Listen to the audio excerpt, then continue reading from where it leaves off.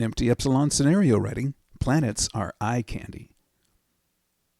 In this video, I will start by showing you how we can calculate the position where we want the planet. What I'm going to do is I'm going to retain the distressed freighter angle. We'll take the calculation that we used inside vector from angle. We'll put that in a variable, and we'll use the variable in vector from angle, and then we'll use that down below. We'll take the average between the freighter angle and the enemy station angle. We'll use that line and take the point farthest along it, and that's where we will set the position of the planet.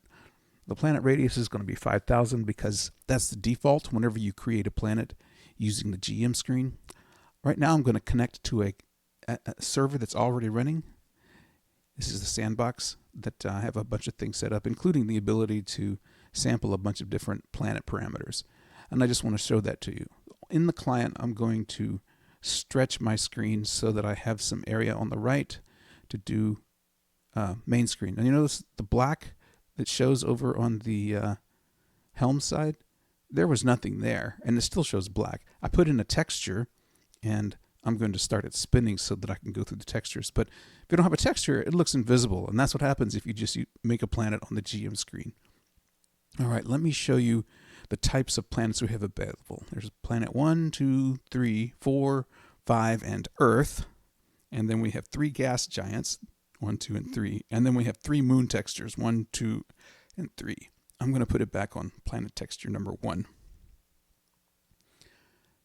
You can also set the distance from movement plane. Okay, I just showed you the setPlanetSurfaceTexture, and that's where you pick the file that has the texture. Like I said, you can set the distance from movement plane. Let's see what that looks like. I'm going to put some negative values in, and you see what happens there. Imagine the plane of the ecliptic, and you move the planets down in the 3rd dimension. That's what set distance from movement plane. You can make it higher or lower. I just chose lower. A lot of the times I do that because the default main screen view like we have here, the camera is following above the ship, and so you get a better view of the planet if you move the planet below the movement plane. Something else you can do besides setting the distance from movement plane and fiddling with the axial rotation time, which I turned back down because a fast spinning planet may make some of you a little nauseous. You can set a cloud texture above the planet. The cloud texture 1, we have 2 others. There's cloud texture 2 and cloud texture 3. It goes on its own plane that is a little bigger than the planet, but you can set that. So if you make that cloud texture sphere larger, it looks kind of like this. See how the clouds are getting farther away from the planet? That, of course, is done with the setPlanetCloudRadius function, and you can make it, bigger or smaller. I usually leave it about right there. The choice is, of course, strictly aesthetic, and you can do whatever you wish with it at that point. Again, planets are just eye candy. You can change the atmosphere color. Now you notice it changes in 2 places. Over here in the helm screen, so that way on, science and others. I just had it at 1, and when I wrapped around to 1.1, these are in 10% increments, it gets all the way up to really red, and then when you go past, it goes back down over on the tactical screen or the helm screen. The fractional portion of the number is what sets the value for the helm screen, but you can see it also affects the main screen as well. I'm going to put it back to 0.5 for green. Right, this is the planet atmosphere color. It's got RGB, red, green, blue.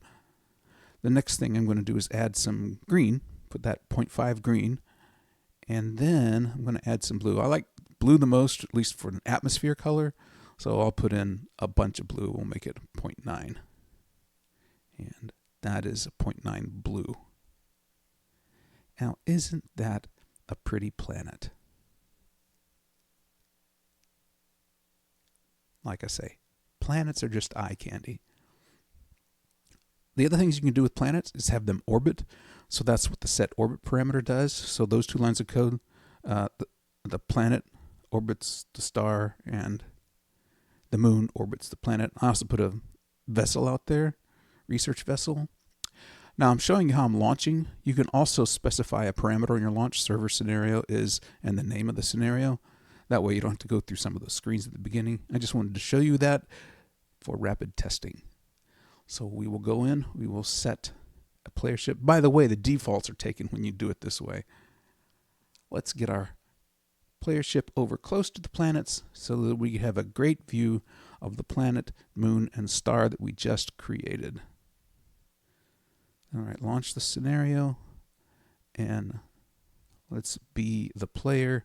We're going to put the main screen on there as well. We will also stretch the screen so that we can have some main screen stuff on the right-hand side. We'll stretch it off the video both ways so that we get a pretty big slice. And let us get underway. Oh, that is so pretty.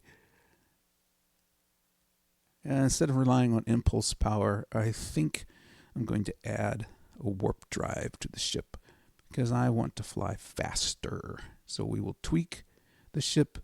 We will enable the warp drive, and let's go fly at warp past the planet and the moon and the star and see what they look like at warp speed.